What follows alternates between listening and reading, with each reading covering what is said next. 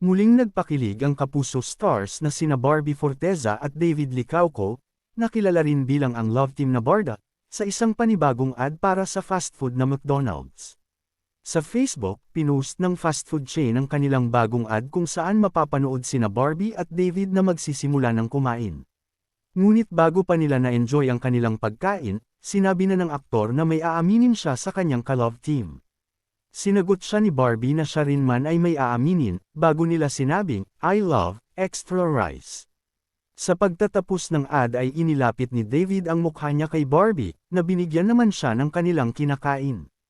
Hindi naman napigilan ng netizens na ipahayag ang kanilang kilig sa napanood na video. Isang comment pa ang nagsabi na champion na ang dalawang aktor sa pagpapakilig. Grabe ang Barda, magpakilig champion sa kiligan, love you so, Barda, God bless you, more and more projects to come. I'm the happiest person na talaga because of Barda, sulat nito. Dagdag naman ng isa pa, hoy, tumitindig balahibo ko sa kilig. Barda, grabe ang linyahan ng Barda, meaningful cross skin, cute, be strong Barda, God bless, sabi ng isa pang comment. Ilang netizens naman ang pamuna kung gaano kaganda ang chemistry nina Barbie at David sa isa't isa, at pinasalamatan pa ang naturang fast food chain para sa isang kilig-loaded na advertisement.